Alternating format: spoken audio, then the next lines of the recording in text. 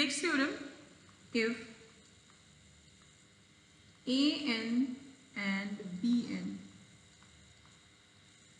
be two convergent sequence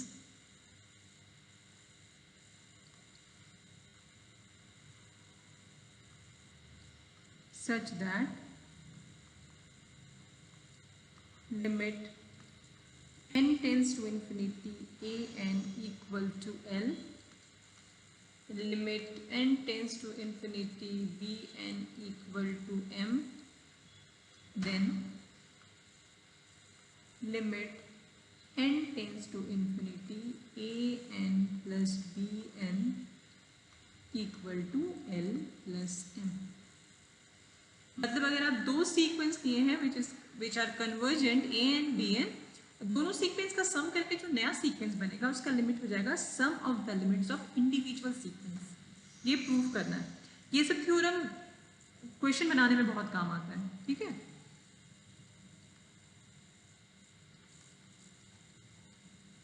Since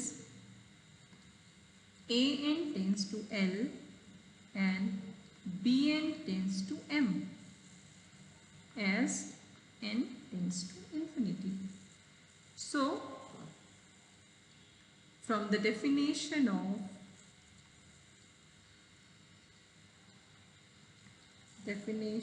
of limit, there exists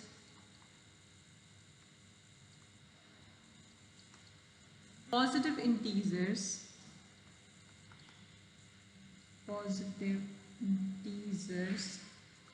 n1 and n2. इसके पहले m दिए थे, आपको पॉजिटिव इंटीजर अपने अकॉर्डिंग चेंज कर सकते हैं, रोटेशन. ठीक है. such that for given epsilon positive we have, ठीक है, एप्सिलॉन पॉजिटिव है, n1 और n2 है, तो क्या हो जाएगा an minus l less than epsilon by 2 for all n greater than equal to n1 and bn minus m less than epsilon by 2 for all n greater than equal to n2. Generally यहाँ पे epsilon होता था. ठीक है. लेकिन क्या फर्क पड़ता है, आप एप्सिलॉन लीजिए या एप्सिलॉन बाय 2 लीजिए, जो कंडीशन है यहाँ पे वो होता था कि बहुत छोटा नंबर लेना है, तो हम उसको एप्सिलॉन बाय 2 ले लिया है. ठीक है. लेट m इक्वल टू,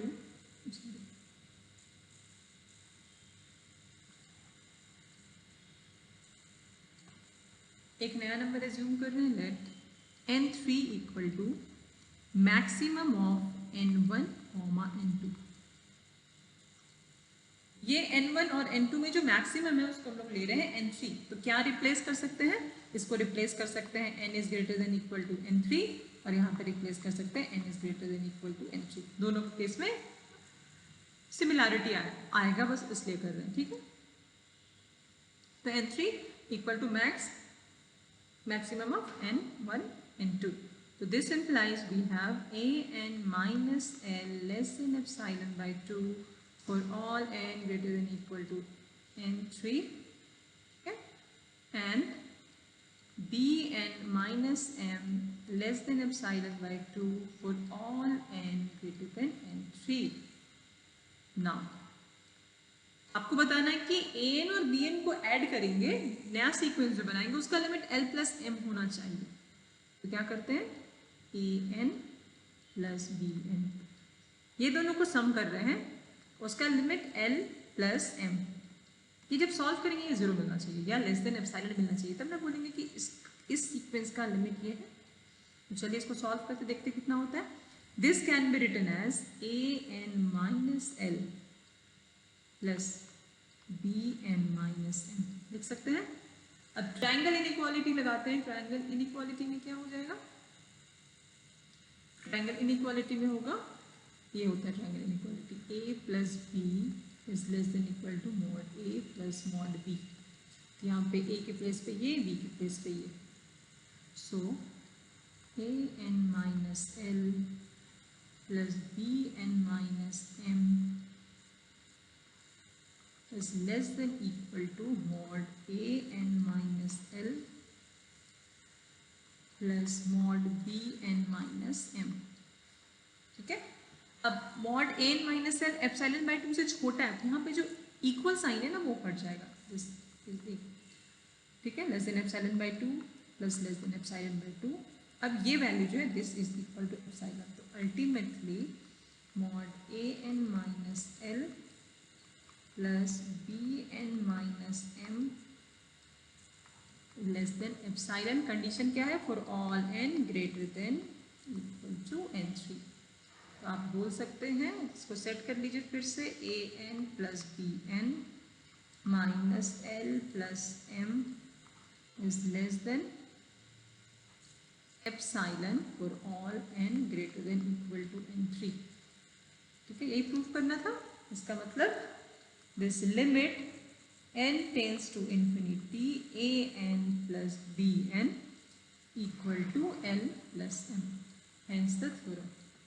दो सीक्वेंस है इंडिविजुअली, अगर वो सीक्वेंस l और m लिमिट पे जा रहा है तो वो दोनों सीक्वेंस को ऐड करके जो नया सीक्वेंस बनाएंगे उसका लिमिट हो जाएगा sum of the limits of individual sequence. Same type से आप ये प्रूव कर सकते हैं, limit n tends to infinity a n minus b n equal to difference of the limit n tends to infinity a n b n, ये हो जाएगा multiplication of the limit. ये सब बनाइएगा, ठीक है, ये सब होमवर्क है आप लोगों का, करके देखिएगा, नहीं होगा तो बताइएगा।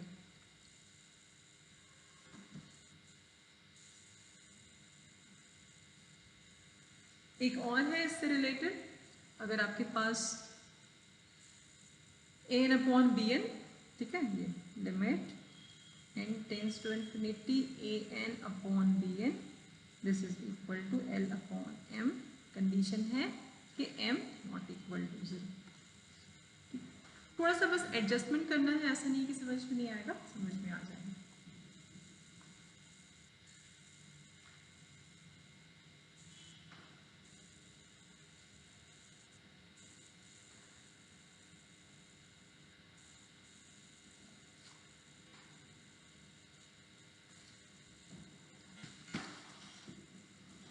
Next theorem is Cauchy's general principle of convergence.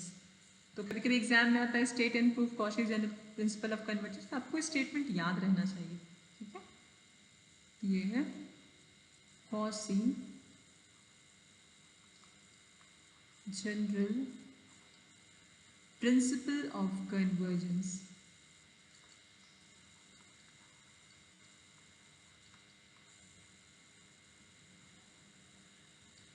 The statement is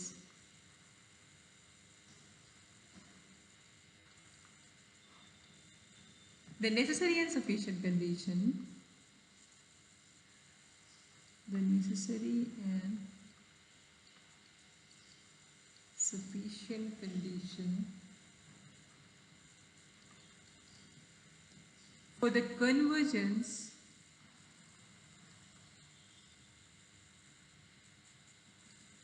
convergence of any sequence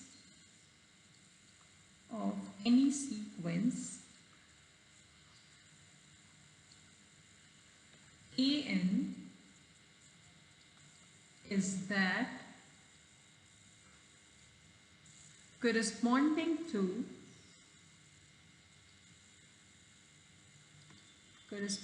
to every arbitrary epsilon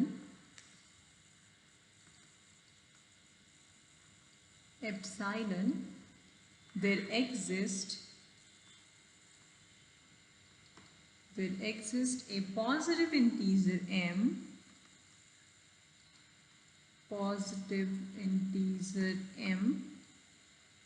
such that mod a n plus p minus a n less than epsilon for all n greater than equal to m and for all positive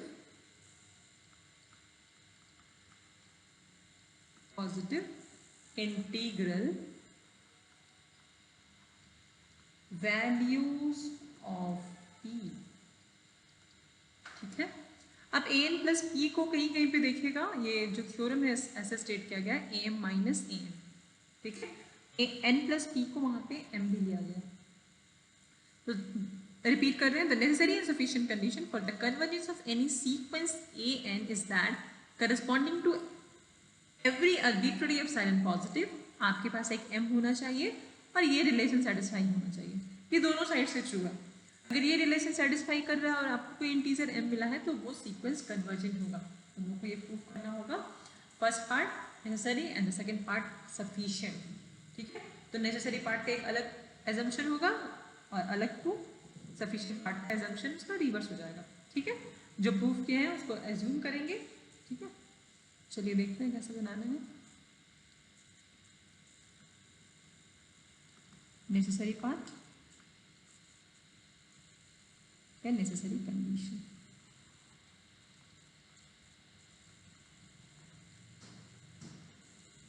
late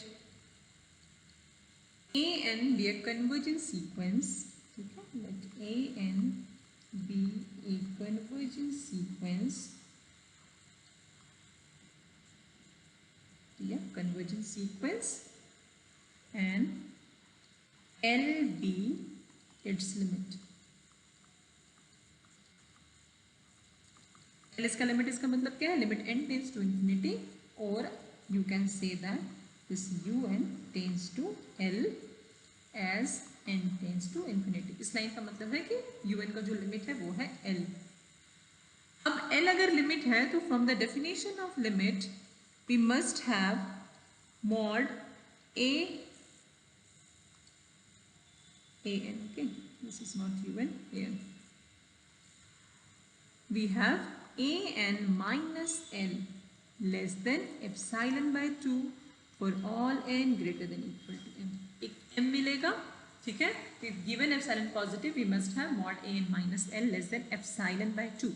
यहाँ पे epsilon होता था but that epsilon can be replaced by epsilon by 2। जो condition होता है बस ये होता है कि यहाँ पे कोई बहुत ही छोटा नंबर होना चाहिए। तो doesn't matter it is epsilon और एप्सिलॉन बाय 2। सिंस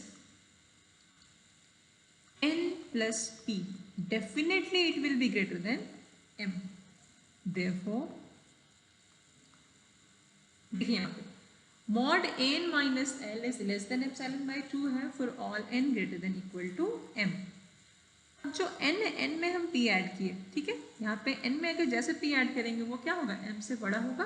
तो ये रिलेशन हम चेंज कर सकते हैं। therefore this a n plus p minus l less than epsilon by 2 where p is any positive integer।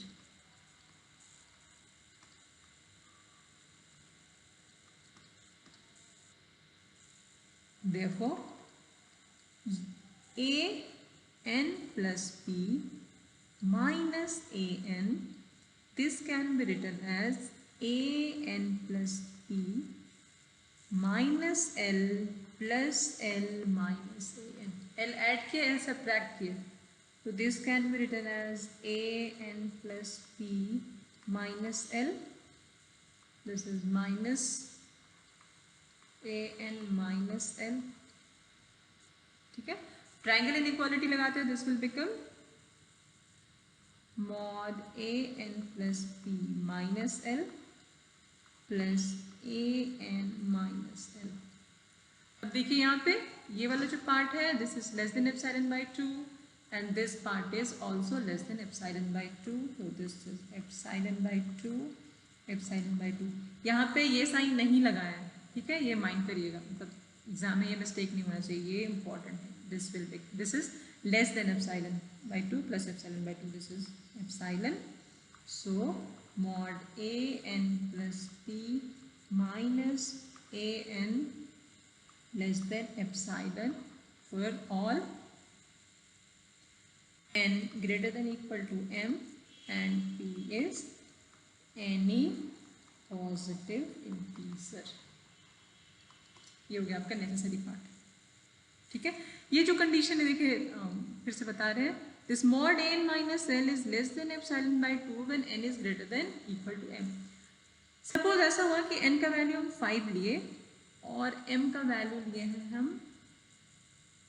7, तो ये रिलेशन सेटिस्फाई नहीं करेगा. क्यों? क्योंकि n का वैल्यू 5 है, 5 इज नॉट ग्रेटर देन 7.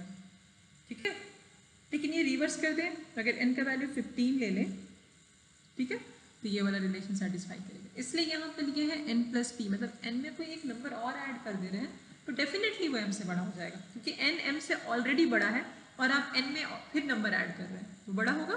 फिर हम लोग ये रिलेशन लिखे और क्या किए, फिर an plus p minus an लिए, दोनों का वैल्यू ट्रायंगल इनइक्वालिटी लगाए, दोनों का value epsilon by 2 epsilon by 2 से छोटा है, फिर पुट किया, वैल्यू मिल गया.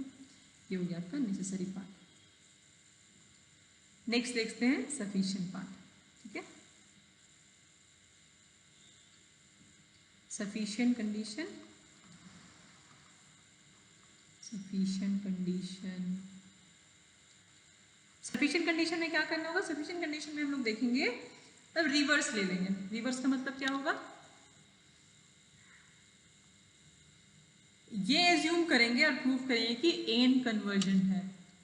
ठीक है, तो in this part we have let mod a n plus p minus a n is less than epsilon when n is greater than m and p is any positive integer. Then we have to show that an is convergent. Then we have to show that an is convergent. ठीक है, ये show करना है कि जो an है वो convergent होगा. Since mod an plus p minus an less than epsilon, mod के नेचर से इसको क्या कर सकते हैं, an प्लस p मॉड जैसे हटाएंगे ये हो जाएगा less than epsilon greater than minus epsilon. This can be written as an minus epsilon an plus p less than an plus epsilon. सब जगह क्या कंडीशन है? For all n greater than equal to m, for all n greater than equal to m, for all n greater than equal to m and p is a positive integer. ठीक है, ये होने के बाद अब यहाँ पे क्या दिखाई दे रहा है कि this an plus p is less than an plus epsilon lies between an minus epsilon and an plus p, an plus epsilon. ठीक है, इस और इस नंबर से ये बाउंडेड है. This implies an plus p sequence is bounded. ठीक है, कब p को अगर हम इनफाइनाइट ले लें तो ये बाउंडेड हो जाएगा, क्योंकि इनफाइनाइट सीक्वेंस हो जाएगा when p is infinite. When p tends to infinity. Next, if n and m be the lower and upper bound, be the lower and upper bound respectively. ठीक है, अब क्या होगा? respectively, then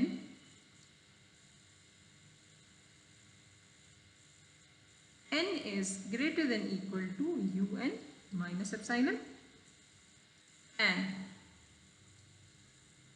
m is less than equal to un plus epsilon. ठीक है, un के capital N और M को क्या लिए हैं? लोअर और अपर बाउंड लिए हैं. ठीक है, तो UN माइनस एप्सिलॉन जो है वो इसको आप ऐसा भी लिख सकते हैं, UN minus epsilon is less than equal to N and UN plus epsilon is greater than equal to N. इसका लोअर बाउंड, M इसका अपर बाउंड. ठीक है, तो this M minus N m minus n कर रहे हैं हम लोग, ठीक है। तो this m minus n can be written as less than equal to un plus epsilon minus un plus epsilon। तो सॉल्व करेंगे तो ये हो जाएगा 2 epsilon। This implies m minus n is less than equal to 2 epsilon। अब क्या है, since epsilon is arbitrary small, ठीक है, arbitrarily small positive number,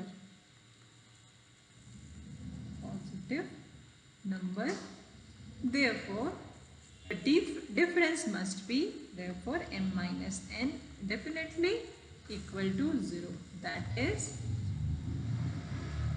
m is equal to n, therefore m minus epsilon un plus p less than m plus epsilon। m और n को replace कर दिए, ठीक है, दोनों सेम है ना, तो इसका मतलब हो जाएगा un plus p minus m is less then epsilon। This implies un is convergent, un is convergent, hence the theorem, ठीक है।